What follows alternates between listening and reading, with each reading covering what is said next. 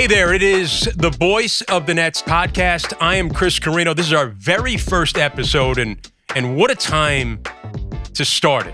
We have just gotten through the very first Nets play-in game, and they have now played themselves in to the postseason as the 7th seed in the Eastern Conference, getting set to take on the number 2 seed Boston Celtics in the first round of the NBA playoffs, a rematch from last year's first round of the NBA playoffs. Throughout this season, and this season has been like a ride on the Coney Island cyclone, right? I mean, it's the anticipation, the build-up, thrilling at times, made you queasy at times. You don't want it to end, right? That's where we are right now with this Nets season. We know the ups and downs. Kevin Durant recently said that his injury derailed the season. I mean, what happened with Kyrie Irving at the start of the year, maybe that derailed the relationship between James Harden and Kevin Durant. All these things have gone on. But one thing has remained since the beginning of the season to now is when you look at the sports books, and I know they're ubiquitous right now with it being legalized throughout the country mostly, the odds to win a championship. The Nets have actually slipped to 4th, but they have been in that top 4 all year long. And it's not that those sports books don't know what's going on. They see everything you see. They see the flaws. They see the intrigue. They see the drama. They see what's turned this team from a 1 seed at one point in the season down to a 7 seed. But what they see is Kevin Durant. What they see is what you saw in that showdown game in Philadelphia on March 10th. When the Nets want to ratchet it up, what they can do. They see what the Nets did in Milwaukee without Kevin Durant. They see what they did in Miami not long ago, only a few weeks ago. They don't want your net money. Sports books aren't gambling. They're collecting and they're distributing, and they minimize risk. They don't want the risk of your money and having to pay out on the Nets. Now, that doesn't mean they think the Nets are going to definitely win a championship. What they're saying is, I wouldn't bet against it. It's like that game earlier this season when the Nets are playing the Toronto Raptors and our mics picked up Scotty Barnes, the rookie for the Raptors, after a timeout, yelling out, KD's coming. He was like this petrified guy, like when Omar on The Wire, when he would walk into the neighborhood and they go, Omar's coming, and they all scatter. KD's coming. It's a fear that he puts into the opponents right now. We saw it last year in the Milwaukee series. When Kyrie Irving got hurt, James Harden was on half a leg, and he still almost beat the eventual NBA champions. There's a big debate this year on who the MVP is, but there's very little debate as to who the best player in the NBA is. Everybody will talk about MVP. They'll go, Jokic, Giannis, Embiid. Hey, go back and forth. We'll do an hour-long podcast on it. And everybody goes, who's the best player in the NBA right now? They go, it's Kevin Durant. It's Kevin Durant. That's why while Kevin Durant is there and healthy, the Nets went 13-5 over the last 18 games, including the play-in, just to get to 7 seed. And make no mistake, getting the 7 seed, maybe not what you wanted back 6 months ago, but a couple of weeks ago, you absolutely wanted it. You absolutely needed it. And the only way the Nets can be a factor in the playoffs is to do it out of the 7 seed, which is what they have done to get this nice little 4-day break before you got to play the Celtics. It is setting them up for possible first-round success. KD's coming. I am fascinated to see where it's going to end up. And I am fascinated to get the guy that I work with for the last 20 years on radio, Tim Capstraw, and the great Sarah Kustok from the Yes Network, your 2 analysts on radio and TV. Very rarely are they heard together.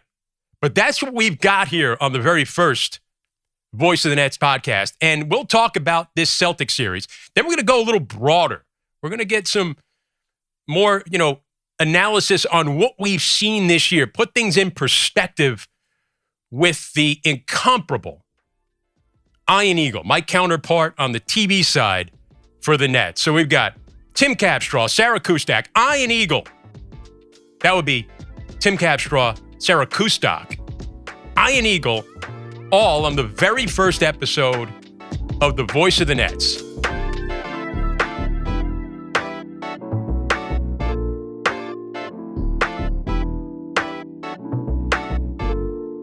All right, so it's very rare that you'll get to hear Nets radio analyst Tim Capstraw talk with Nets TV analyst Sarah Kustok on the air at the same time, and I'm glad we could make this happen on the Voice of the Nets podcast. Although getting set up for this, we have to admit that it was a little dicey if it ever would happen, through no fault of you, Sarah. Facts. We'll just go there. Now, first things first, you guys are always like huddled up in the back of the media room, whispering to each other like high school kids that know something that the rest of the class doesn't know. All right. And that's what people don't realize. They see you, Sarah, on TV. They hear Capper on the radio, but they don't know that you guys are always talking. You're always talking Nets basketball. So what are the little things? Let's start out, Sarah. You fill us in right now. What are the little things in this series, this first round series between the Nets and the Celtics, that you two guys will start whispering to each other about what we're going to see, what we're going to look out for, what we want to share with the viewers and the listeners? That's heavy, CC, because me and Capper haven't colluded in the back of the room just yet and started making our phone calls. I think there's so many layers to this series and so many things for the Nets to be optimistic, but very aware of. And I think more than anything, when you look at this group and look at how they played throughout the course of the season, obviously there have been challenges and levels of adversity for a variety of reasons. But to me, at the bottom line, when the Nets are at their best, they have a absolute supernova in Kevin Durant to go along with Kyrie Irving, to go along with a complement of players that have been so important and impactful. But when they get the job done at the defensive end, when they can get stops, when they can get early offense and runouts, take care of the basketball, take care of the glass, so essentially eliminate a lot of their own miscues, they are a powerful, powerful team. And I think we've seen them through flashes in games and different circumstances understand the urgency of getting stops, understanding the urgency of how they're connected and how they play and what the rotations look like defensively. But to me, the calibration is always to me on that end of the floor, because I think that changes the dynamic of their momentum, of how they feel, the juice they bring to the game. And for all of those reasons, that to me, in setting the tone early against this Boston team and trying to take a little bit of life out of that building, because you know that TD Garden is going to be absolutely electric on Sunday afternoon. That's some of the stuff early on that I'm going to be paying attention to. And Capper, that's the thing. People don't realize you got you can say, well, can the Nets just outslug the Celtics and just score more? But their offense will be fueled by what they can do on the defensive end. Oh, absolutely. And they do it from their defensive side of the floor, but they also offensively have really improved, especially over the last couple of months. Everybody had been talking about the Celtic defense all year, and they're number one in the NBA, but their offense is significantly improved. You know, Ime Udoka's done a wonderful job of getting this team to buy into team basketball. They really move the ball exceptionally well. They're shooting it extremely well right now, but I'm with Sarah. The Nets showed us against the Cleveland Cavaliers, the tone that Kevin Durant set defensively, if that can rub off to the entire team for 4 quarters of basketball, every one of these games, this Net team is a dangerous team. It's not a 7 seed. Let's be honest. Kevin Durant missed 6 weeks. Kyrie Irving missed all the home games until the end of the year. If those guys were playing, Boston and Brooklyn would be neck and neck at the top of the conference. It'd be 2, 3, or 4, 1, 2, 3, or 4. We all know that. This is a very, very even series. What I am concerned about, or I will watch, will be, the continuity. The Nets have not been together that long, and it takes time to execute late in games. And if you go back to the March 6th game, where it was up in Boston, and it was highly energized, and it was down to the wire the last 6 minutes, it came down to late game execution. And has this net team been together long enough? Because that Boston Celtic team looks sharp. They look sharp as far as the defensive rotations, shaking it up defensively, a little chess match, different looks for Kevin Durant. And I think a lot of these games are going to come down to those last 4 or 5 minutes. And are the Nets sharp enough on both ends of the floor? Yeah, and that game you mentioned was right after Kevin Durant had come back. So that was kind of the first time they had Durant and Kyrie in their group. And it was a game that did go right down to the wire in that environment in Boston. When you look at how teams have defended Kevin Durant lately, right? They are selling out. They are throwing 2 guys immediately to get the ball out of his hands when he comes across half court. Cabra, you just mentioned it. Ime Udoka has done a terrific job of kind of transforming the way this Celtic team plays, and they have been the best team in the league in the last 3 months of the season on the defensive end. So where do you see the Celtics in terms of what they're going to try and do? Because I think Durant, I mean, you can say all you want about Kyrie and the crowd will be on him, whatever.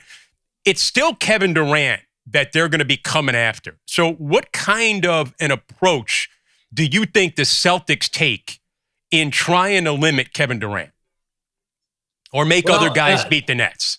The thing that's interesting with the Celtics is that I saw just watching the video again of that game is that they have the capability of giving multiple looks. They shook it up. They straight out double teamed Kevin Durant if he got the ball and just sold out. But they also did other things. They waited to after there was a switch and then they doubled. Or sometimes they pre-switch the screen and Marcus Smart would come up and guard. They have multiple different looks that they will provide. And I think that's what caught the Nets and Kevin Durant off balance late in that game.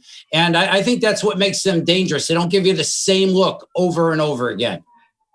Yeah, because Capper, you're spot on. Because they'll do it. To me, there's a difference in how Kevin Durant has seen, it feels like, nearly every defensive coverage and scheme so far, especially in the season, and a ton of doubling. But there's a difference between a team switching and then late helping. There's a difference of where you're sending the double from. There's a difference if you're shadowing and shading as opposed to coming right at and blitzing a guy. And the Celtics can do all of those things. When their defense has been so good these past couple months, or where they are so good, they have so many players, and we know this is the same core of players that could guard multiple positions, and they have so much versatility that they switch a ton. They don't always double a ton. So I'm curious to see what looks they toss at. Well, they play some box and one. Will they play some triangle and two? And I think, Capper, to your point, with the players that they have and the type of defensive-minded players they have, I think they could throw anything and everything in the course of a quarter, in the course of a game, in the course of the entire series.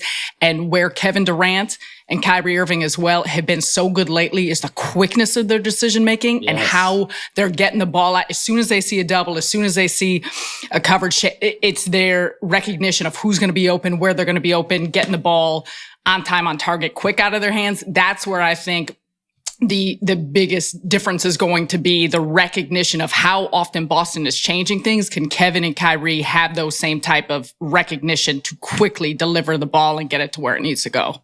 And one of the things Bruce Brown made some comments the other day, and I love Bruce. We talk about this all the time because Bruce is a truth teller. He kind of tells you he says what everybody's thinking, right? Remember he talked about Steve Nash, and he was beginning of the year. He said, well, he's learned how to call timeouts. Everybody was thinking that, and Bruce said it, right? The other day after the game, he starts talking about the Celtics, and he points out that Robert Williams, the Time Lord, is not there right now. The guy had meniscus surgery about 3 weeks ago. We're all thinking it. Cabra, you and I talked about it on the postgame show that night before Bruce even made his comments. That's going to be a big loss for the Celtics. The Nets may be able to attack more than they have in the past. Bruce said it. Kevin Durant got a little miffed about that. But that is going to be a factor here. Robert Williams was a huge factor. I know they've got Tice, and I know Derek White's played a little bit now, and they acquired him after the All-Star break. But Sarah, Robert Williams is a big factor in those earlier games, and he's going to be missed by the Celtics. He's one of the main reasons, or a critical reason, why their defense has been so dominant with his rim protection, his range, and his recovery. And I think I love two things about the post game of that instance. I love the fact that Kevin Durant walked into the room because someone had mentioned to him, and he said, "Wait, what did Bruce say? I want to like that is leadership to me, to a T. That is experience. That is leadership. That's knowing exactly what the playoffs entail and not giving bulletin board material." However, what Bruce said, when you listen, when you read it, that's what all of us, any of us, had been saying throughout the duration of the last week, or talking about Boston and the series, and what a big, just how big of a deal it is for Boston to be missing Robert Williams. So it's not going to say that it's going to be any easier. It's just going to be different looks with Tice or with Horford on the inside. But that does present an opportunity for the Nets and how they look to attack the defense. I think there's still question marks of when and if Robert Williams can return throughout the course of this series. But no doubt that presents a different look to the Boston defense that in some ways could be advantageous to Brooklyn. And now let's turn our attention to the other side. I mean, we've been talking about how the Nets are going to attack. We touched on the defense and getting stops and how that fuels the Nets offensively a little bit. But man, without Robert Williams' effects on the defensive end, but they also throw lobs to him. I mean, he's a guy that can spin to the rim. He's in that dunker spot. The Nets' inability to keep people out of the paint was glaring against the Cleveland Cavaliers, and it will be at another level now when you're talking about Jason Tatum and Jaylen Brown and Marcus Smart and what they can do. What do you see as far as how the Nets are going to try and limit the Celtics? We talk about, just wanting to play good defense, but it's a challenge against this Boston team. It sure is. I mean, I think they're underrated offensively because it's not just Jason Tatum. They've learned to move the ball exceptionally well. That has been a high priority for Udoka when he came into this organization. He said it in his press conference that last year they were 27th in assists in the NBA, and this year they're up in the middle of the pack. Tatum has moved the ball much, way better. They're shooting the three since the All-Star break at 39%.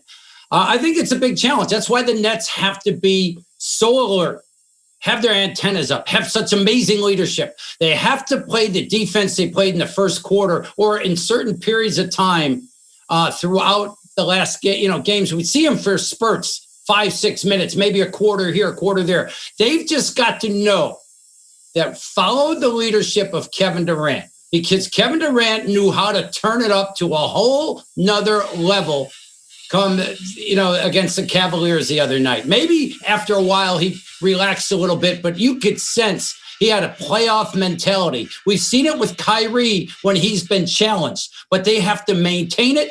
They have to sustain it, and that will be of critical importance. Now, as far as strategy, the Nets don't get too cute. Remember one of the games earlier this year against the Celtics? They sold out on Jason Tatum almost like the entire game. It was a game, it might have been the game where I don't know if it was a 28-2 game. It was one where they just went and got the ball out of his hands. They don't like to do that all that much, though. They'll flat out switch and try to be physical. It's more of just a physical confrontation, and we're going to probably switch. We're probably going to give it up. And that's where you worry a little bit about the Nets, because they don't have great size when they switch. Difference in the Celtics and the Nets is the Nets are, a smaller set, Seth Curry, Patty Mills. It's just the overall physicality and mentality of this group has to be at an incredible level. They're not that tricky. They don't have a ton of schemes. They just got to come out with high octane energy and an immense physicality throughout the entire game. That is the key. Did they find something last time with Nick Claxton on Tatum? Do you see that, Sarah, possibly, or Tim, who, that could be something they found the last time they played them? Because Nick Claxton, he can switch out on Tatum. That could be an interesting matchup. Go ahead, Capper. Well, yeah, I'll be honest with you. Late game on March 6th, it was LaMarcus Aldridge in the game. That goes to show you how much this net team has adjusted and changed. Aldridge was on the floor the last 7-8 minutes of that game, and he was targeted a few times. He was targeted. So was Seth Curry off the screen, and they were trying to go at him some. Yeah, I think Nick Claxton will be very, very valuable. I think the Drummond-Claxton combination is something the Nets have settled into, but they haven't settled into it. These guys have earned it. They've played well enough. Yeah. They deserve it. And Claxton giving a different look to a Tatum could be helpful. But again, these teams, they come down the floor, they realize who the weakest defender is, and then they have that guy come up and set a ball screen. And the thing that sometimes frustrates me is the Nets just give up on that. They don't fight through it, or they don't have they'll just kind of accept the fact that switch will happen. But I agree that if Claxton can be on him at times, I think that could be very valuable. Well, Sarah, we'll give you the last word. I'm not going to ask for predictions in this series, and we're going to talk to you probably, another time during it right now. Are we talking every day? Can we do this every day? Yes, you're committed every day. No, on air off day. We're going to see you. Yeah, we're going to see you around Boston. You'll pass us in the lobby as you're going out for your run or your hot yoga session. You'll give us 5-10 minutes. We'll get a little evaluation, and then you'll be off and you'll be gone. And maybe we'll see you for dessert later on. You'll be like, "Are you guys still going to be there?" My three favorite things. Do we need the chocolate brownie? Do we need with the all walnuts? of it? Do we need all of it? Well, first, and now, by the way, you could tell everybody, you've worked with a lot of play-by-play guys. You don't have to tell everybody why I'm your favorite, but it probably has something to do that I bring you candy all the time. I will say this, is the candy amazing? Yes. Do I love candy? Yes. But it's because you recognize that candy makes me so happy, and you always think of me. And that means the world to me. So do I love the candy? Yeah. But it's like, it's a hug to the heart and the soul. Cause I'm like, C was somewhere else, or it's a random holiday, or who knows what's happening. Yes. And here you come and you say, I have something for you, Kus. And then you pull it out, and I'm like, that's the real. That's the real partner. Thank you. And by the way, it's Easter on Sunday. And I do have a little bunny. Laura, my wife, always gives us the chocolates on the holidays. So I have one reserved for you. Oh, see, you and Laura are just too good to me. And Capper, I give Capper things to stick in his bag, and I go, you may, put this in your bag in case you get hungry later, or in case in a couple of days you need a little pick-me-up. It doesn't last more than 5 minutes in his bag. Yeah, that's gone. I'm like, what about that Kind bar I gave you that? No, I ate that already. Yeah, immediately. I'm with you. Capper, that's why we're two peas in a pod. Guys, thanks so much for being on the very first Voice of the Nets podcast. This was a great conversation about this series. We really appreciate you doing it. I'm so glad that we can get you guys together in one spot, and we'll do this again. Thanks, guys. Thanks, C. Thank you.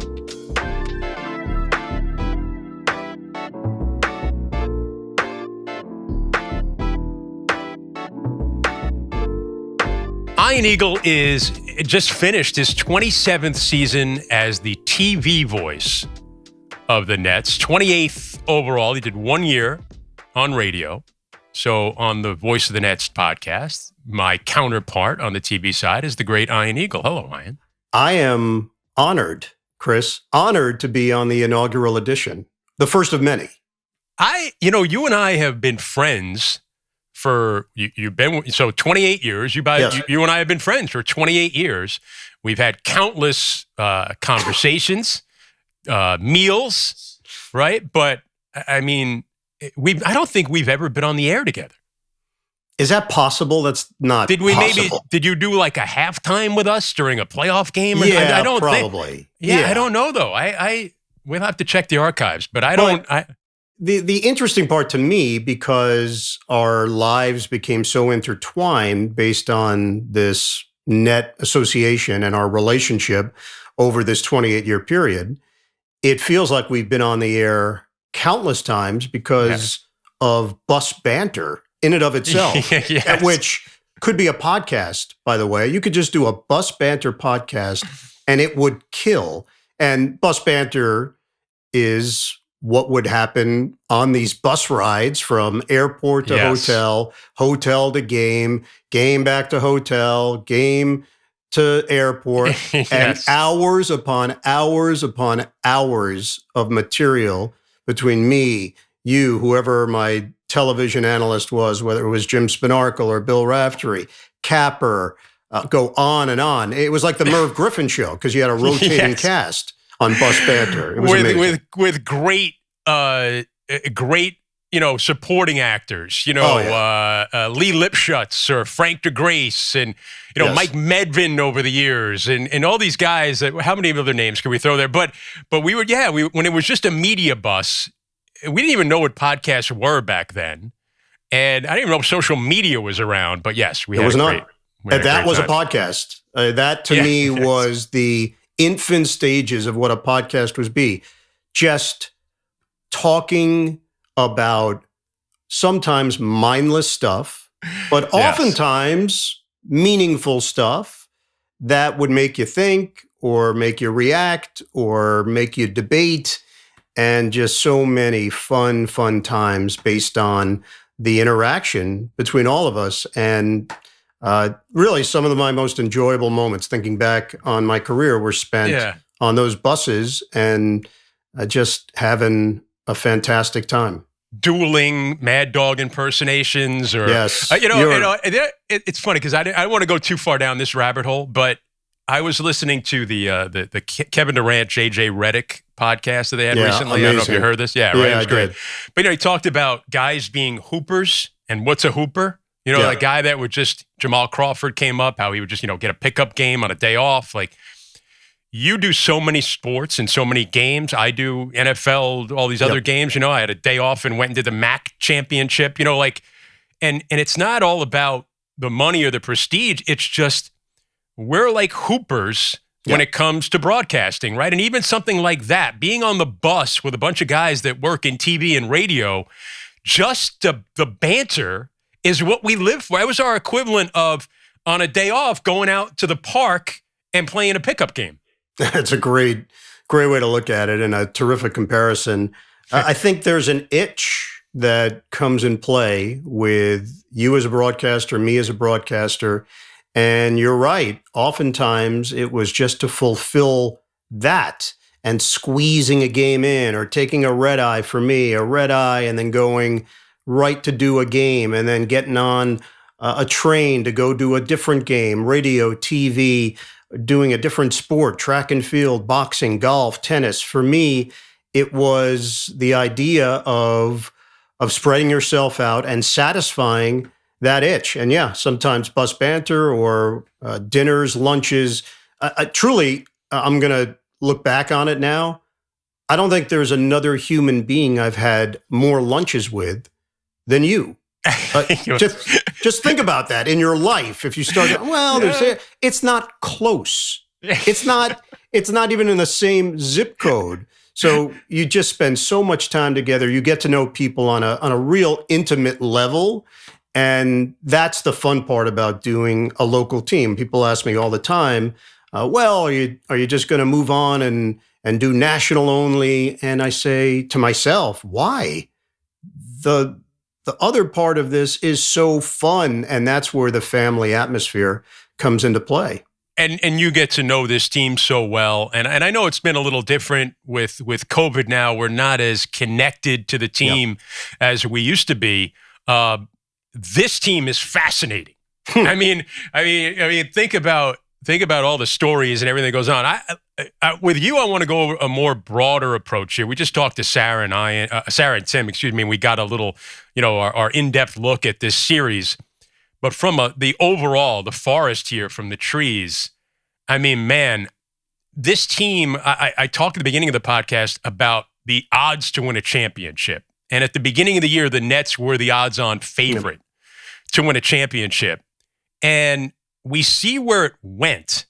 We saw eventually how the relationship between Kevin Durant and James Harden soured to a point where they had to trade James Harden, and what a different direction now everything went in. But when you look back again, you go, well, we should have seen this coming. We should have seen it. We should have recognized that James Harden came in out of shape. We saw it in the first couple of months. We thought, well, it's because he couldn't rehab because of his hamstring. How that may cause a rift with him and Durant. We saw that Kyrie Irving wasn't playing. That might cause a rift with him and Harden. I mean, all these rifts that we now are hearing about, we almost like we should have seen it coming, right? Yeah, and I think there were 4 seasons in this one season. You can break it down into the different stages. Everything you talked about, the lead up to the regular season, the expectations, and then the fact that Kyrie was not a part of it. Home games we understood, but road games, he was not participating. The Nets made that decision. So the feeling out process of how this team would look without him and how would they fare. And Durant and Harden certainly had chemistry from last year and from their previous stint in Oklahoma City. But even with that said, Chris, I didn't feel like they were maximizing what they could be. So eventually, Kyrie's back in the fold on a part-time basis, and you see a little bit of juice. But then the Durant injury takes place. Harden gets completely disinterested with the team. So the second stage was introducing Kyrie. And then the third stage was the most bumpy of them all. Durant out. Harden completely distancing himself from his teammates, from his coaches, from the organization. And then the fourth, which was Harden gone, Kyrie back on a more permanent basis, Durant back from injury, and now mixing in these new pieces and trying to figure out how this team would synthesize. And that's what we saw. A little bit of spotty play, flashes of brilliance. When they had to win games, they won them, but not necessarily convincingly. So it gave you pause. Even those last 4 games of the regular season, they got it done. But there were moments of trepidation where you didn't know if they were going to get to the finish line. And even the other night against Cleveland, this was not a dominant performance. There were moments of dominance. It's 40-20 after one. You say, okay, this is it. This is when they flip the switch. But you look up in the fourth quarter, the Cavaliers hanging around, playing hard, executing their offense, getting to the rim consistently, and the Nets not getting stops at certain times when they needed it, and struggling to score at other times. So the way I look at things in the NBA, I know a lot of people look at the regular season and they give it a bad rap. The regular season tells you a great deal about the team. And when you're seeded 1 through 4 in the East or the West, that means you had a sustained level of consistency and winning that you proved over a long period of time. You could win. You could win 17 out of 20 games or 25 out of 35. You could have those long stretches. When you're in that 6, 7, 8 range, that means that you had inconsistency. And that's what the Nets were. It was circuitous. They got there, but they are what their record says they are. Now, the great thing about the playoffs, you get a clean slate. And if you're Brooklyn, that's how you have to view it. Well, it's a point that you make. You are what your record says you are. That's the great, Bill Parcells quote. The net record with Kevin Durant is pretty good. It is. And I think that's what makes people think, despite all these things we're talking about, these inconsistencies, these bad habits, man, they still got a puncher's chance when they've got Kevin Durant. Have you, Capper and I have noted this throughout the course of the season, and you've seen Kevin Durant his whole career, as we have. Doesn't it feel like he's more invested this year? Like he seems to be more vocal, demonstrative. I mean, he's always been kind of a cool, laid-back kind of guy, but he is wearing his heart on his sleeve a little bit more than I ever remember Kevin Durant doing it. The 2 things that have struck me this season about KD, Chris, and you're right, and I called games of his in college. I called his NCAA tournament disappointment in a shocking loss to USC. But what has struck me more this year than any other year, following him doing games that he's a part of, A, how invested he is. Every single possession, he cares. And you're right. He shows it. He is all in all the time. It matters to him. His effort level is sky high. His pride level is at the highest degree that you can find in the NBA. The second thing, and words are funny because some people don't even know that they're using a certain word and how it will be perceived when they say it. But what I heard for many, many years about Kevin Durant, and I don't know if this was a fallback for people around the NBA, they'd say, oh man, he's one of the best scorers ever. It's like, no. He's one of the best players ever. Enough with this classification of Kevin Durant as a great scorer. He is a superb all-time player.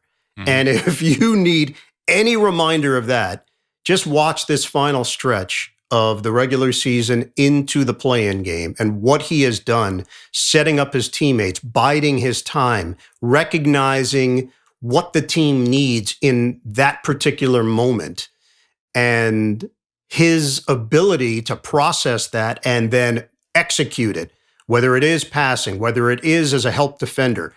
You know, the Nets are one of the top teams in the NBA in blocking shots this year. It doesn't get a lot of attention, but it has to do with the fact that Kevin Durant is a tremendous shot blocker. Nick Claxton is as well. Bruce Brown, much better than he's been given credit for in that area. Those guys put up consistently strong numbers. That's just another element to what Durant brings to the table. And we saw it. You saw it firsthand, as did I. When he's not in there, of course, their scoring is affected. Their defense is seriously impacted. So you're right about him and his investment level. There is something about this team, this city, this situation that has resonated with him where he has just given every ounce and morsel of his body, mind, and soul to try to make this thing work. He set the tone the other night against Cleveland in that play-in game with that block shot that he had. I think he ended up with 4 of them.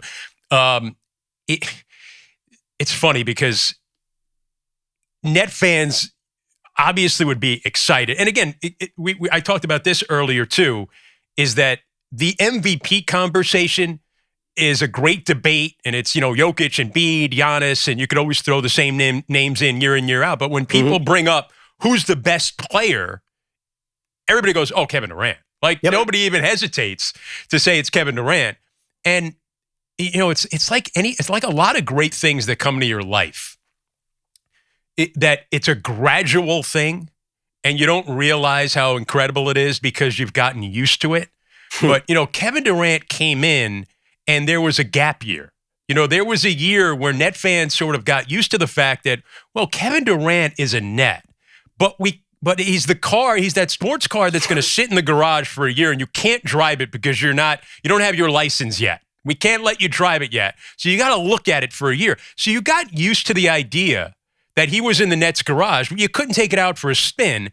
And then the COVID and the Kyrie and the Harden, and it's just like, man, you never got to just settle in and go, we get to watch the best player on the planet at his highest level every night. And I just feel like since he's come back from the injury, that's kind of what Net fans are witnessing. And you're starting to get used to it. You're starting to not take it for granted and starting to enjoy it.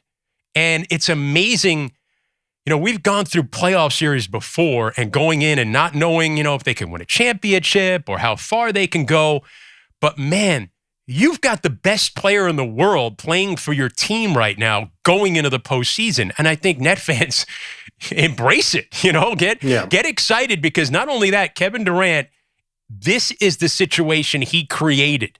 He wanted this. He took all the heat about not being a Golden State Warrior and not, leaving Steph Curry to go play with Kyrie Irving. And when he left Oklahoma City to go be a joiner with the Golden State Warriors, this is what he wanted. He got it. And he's playing with a sense of purpose right now. Yeah, you're so right. And the 3 things that really stick in my brain What you said in regards to KD and not taking that for granted. And when you do play-by-play, Chris, as you can relate to, look, you're in on everything that's happening all the time. So every now and again, you might take the headset off and take it in a little bit and soak it up. But because you've got to be so locked in on every pass and every ball knocked out of bounds and every offensive rebound, you can lose sight of the fact that the best player in the NBA is playing for the team that you cover. And I've had a few of those pinch me moments this year with him, with the fans in attendance, and how that galvanizes the borough like it has. Secondly, the relevance level. You've been doing this a long time. I've been doing this a long time. The Nets were often an afterthought. When you travel to away cities, the opposing broadcasters, they didn't really have many questions for you. They didn't care. They didn't really look at the Nets as a factor. And I was never offended. I don't look at it that way. But it is a moment of something completely different when it hits you that now everybody wants to know more. The national curiosity is so high in regards to this team and this group, and it's because of Kevin Durant and Kyrie Irving. And then the third, I don't know if you felt this way, but over that last week of the regular season, it was almost like Freaky Friday between Kevin Durant and Kyrie Irving. Yes. They swapped out. Kyrie was the guy that the team was leaning on for some big buckets. Fourth quarter against Cleveland. Bang, bang, bang. It's Kyrie, and it's Durant initiating the offense, setting it up, moving the ball around, understanding that, that's a better matchup. I'm going to see a double. Let me get Kyrie over there. He'll either make a move, post up, and it's a thing of beauty. I mean, when you have that kind of versatility, if you're the Boston Celtics and you're now scouting this version of the Nets, it's different. It's not what it was a year ago. They're doing things differently. And the question now is, will it translate in the postseason? Yeah, and did they have enough time, late in the year to kind of, Steve Nash did shorten the rotation. He got down to 8 guys, and then Goran Dragic comes back. They get to basically the 9 you're going to see, and then he's got a couple of wild cards he can play off the bench. He's got to, if all of a sudden something's going stagnant and you need to go to a LaMarcus Aldridge, you can dust him off. And, you mentioned the Durant-Irving relationship. It's always been about those two guys. They came together. They were a package deal. And it's always been about, is that relationship and those two guys going to be able to deliver on what they promised? And I think more so than ever, we're going to focus on that relationship, because last year Harden was there. So, it was how that's going to go in. Now Harden goes, and we've got to bring this up. And I've been hesitant to talk about Ben Simmons because, Capper brought it up a few weeks ago, and I said, get Ben Simmons' name out your mouth to be topical, right? Because the guy, it wasn't even running and hasn't played in a year, and you're going to throw him into a playoff series. But as we record this, the news comes out today. Brian Windhorst reporting it. Shams Charania is reporting that the Nets are focused on maybe, after game 4 in this series, that Ben Simmons could come back. Personally, I think that's a lot of pressure to be put on a guy who didn't deal with the pressure very well, and maybe, coming to a team that he hasn't even played for, and to put that kind of expectation level on him, not to mention physically what he's going through, but maybe it's also something of him wanting to do it. And hey, if something comes out of it, great. But if not, you're right where you are right now without him. So why not see if it works? Yeah, the one caveat I would say to everything that you just laid out is what they need from him is not what Philadelphia needed from him during those pressure moments.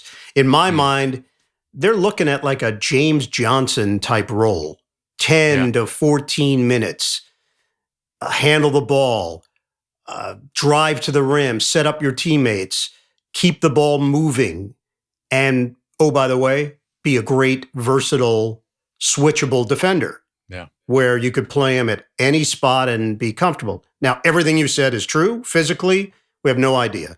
What he's doing, watching him on the video that either was put out by the Nets or beat reporters that recorded it, pregame shoot around. It's an assistant coach tossing him the ball. It's stationary shots. It's some pirouettes with dribbling. That's not enough. That's great, and that's wonderful that it's going in the right direction. Wake but that's me up not, when he's playing 5-on-5. Correct. I mean, that's not NBA contact, and it's not playoff intensity. Yeah. Think about, it's not just coming back for game 52 of the regular season on a Tuesday night against the Sacramento Kings. You're talking about potentially coming back in a tight series against the Boston Celtics with so much at stake. So I'm like you, I've tempered my expectations, but I do think there's a possibility. And I think in a limited role where it's very specific what they need of him, and just to tag what you said, I have to believe that there's a fire inside him that is driving him to be a part of this thing, not just sitting there in a lamb green outfit for the play-in round. I mean, it's lamb. Let's give respect. Yeah, it was a shorts outfit. Yeah. When you drape yourself in lamb, that's next level. That's swag. That's swag, major swag. So I think there has to be something deep within him that is motivating him to try to make this happen. Because if he shut it down, everybody would just assume, okay, that's the plan. They'll look towards 22, 23. I think there's still something inside him that says, I got to at least make an effort to try to be a part of this thing. Yeah. And man, if it all, again, one of the reasons why people won't bet against the Nets is because, well, if it doesn't work, we go back to where you are right now. But man, if he can contribute in some way, is switchable, moves the ball, gets the running game going. I mean, heck, can anybody beat this team? I mean, that's been the 6-month mantra of this team. If this, if that, but there have been little glimpses. Yeah. That get you enough excitement. I think what happens too, Chris, when you're around it every day, you see the warts. And sometimes it's hard to get the warts out of the equation. Those that are outside of it, and you've seen it like I have, the debate shows and the hot takes, you have a lot of people tossing that out there that, the Nets could win the whole thing. And those of us that have been around are like, whoa, slow your roll. Yeah. We've seen what this team has been through this year, and it hasn't been easy. It's been arduous. It's been very challenging. So the idea that they could just get to the postseason and it's smooth sailing, that's not realistic. But I understand why people are bullish, because when you look at the roster and you look at KD and Kyrie and the possibility of Ben, it's hard not to get excited about what this team is capable of. Yeah, not to mention some of the other guys. You think about the team from last year, and think about that team that finished games 5, 6, and 7 against the Bucks. How close those games were. I mean, the 5 and 7 were, and to think of that team as opposed to what they have now. I mean, you have Kyrie, which you didn't have. You have a better Bruce Brown. You have Seth Curry. You have Andre Drummond now. You've got a better Nick Claxton. I mean, it's a team that, in theory, should be more prepared for that situation. So that's another reason. But the caveat there is that it seems like everybody in the East is better now too. Yep. It's stacked. It's stacked. The Eastern Conference is stacked. Yeah, it's going to be fascinating, because what do you see as? I'd say, what do you see as success for this team, barring a championship, which we know, but it would a first round knockout, but a good series against the Boston Celtics make people go, we told you so? Or would it make Net fans feel like, no, we're building something here? I think the national reaction would be the former. And I think the smart, invested Nets fan would look at the later. the latter of what you said and say, okay, yeah, this can be done. This team just needs to get itself in order, and the pieces are there to win a championship. The fact of the matter is, considering the expectations, considering the commitment that the team made, of course, losing in the first round was not part of the brochure. But how you lose, to me, does provide context. And let's see how this thing shakes out. It's going to be fun. I know that much. I think about it. The road could potentially be Boston, Milwaukee, Miami, Phoenix. They've beaten all these. They've shown they can beat all these teams, and they've shown they can go on the road and beat all these teams. So yes, and they've who knows? And again, I think the future part of it, Ben Simmons plays a lot more into that. Yeah, and think about James Harden was offered that $300 million extension. Did the Nets dodge a huge bullet when you talk long-term? And the fact that you've now signed Kevin Durant as well. Right? They did. I believe they did. I think James is a gifted player, and what he showed last year when he came over from Houston was an MVP level of performance and effort. I'm not talking about this year. Like this year, like Philly could win with him. They could. But I don't think they will. But in 3 years, that contract would be unbelievably bad.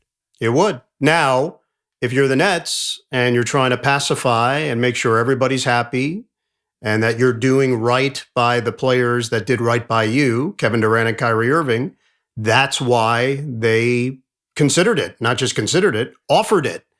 And it was Harden who had misgivings. And eventually we figured out, he just doesn't want to be here. He doesn't want to be a part of this thing. He's got something else in mind. It looks like the bloom is off the rose a bit in Philadelphia. If they get clipped by Toronto, which is very possible, there are going to be ramifications and changes to be made in Philly.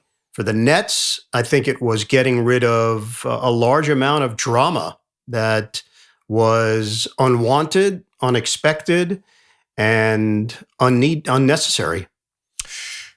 Ian Eagle, 28 years as a voice of the Nets, radio 1 year, 27 on TV. Thanks for leaving radio because it enabled me to step in at some point. It took a couple other, one other guy. Bob Papa came in after you. No, was Steve Albert. No, Steve Albert. That's right. It was Steve. And then Bob. Then Bob, and then me. So I appreciate you getting out of the way. Oh yeah. And I truly do treasure our conversations and our friendship. And I hope people enjoyed the only other time people would hear you and I speaking would be if they were at the table next to us at lunch. and they'd question, like, what are these guys talking about? What's the deal? What? This is it? This is how they fill their days leading up to the game? But and are they really planning where they're going to have lunch tomorrow? Yeah, that's a big part of the conversation, yes. As we know. CC, this is tailor-made, and I'll be a subscriber, so you can count on me. There you go. Hit that subscribe button. 5 stars. There you go. Bird, thank you so much. Enjoy the postseason. We'll hear you on the Yes broadcast as well as when you get past the first round. And during the first round, you'll be doing TNT. Next assignment we got for you? I've got Chicago-Milwaukee, game 1 on Sunday. So away we go. Bird, thanks, buddy. All right, CC. Love you, bud. All right, my thanks to the great Ian Eagle, the wonderful Sarah Kustok, and the amazing Tim Capstraw. Nets and Boston Celtics, game 1, Sunday, Easter Sunday. Capper and I are on the Fan, 3:20 with the pregame show. Again, you can listen to every Nets playoff game. Me and the Capper on the radio, on the Fan, on the Nets app if you're in market, on the Odyssey app. If you're out of market, Sirius Satellite Radio has the games. Hope you enjoy it. We'll talk to you again next week. We'll be in the middle of the series, another edition of the Voice of the Nets podcast. Remember to subscribe, give us a high rating. On Twitter, you can reach me at Chris Carrino, all on one word, and give me some feedback and hear what you'd like us to discuss on the podcast as well. All right, that's the very first edition. Thanks for listening. The Voice of the Nets podcast. I'm Chris Carrino. Enjoy round one.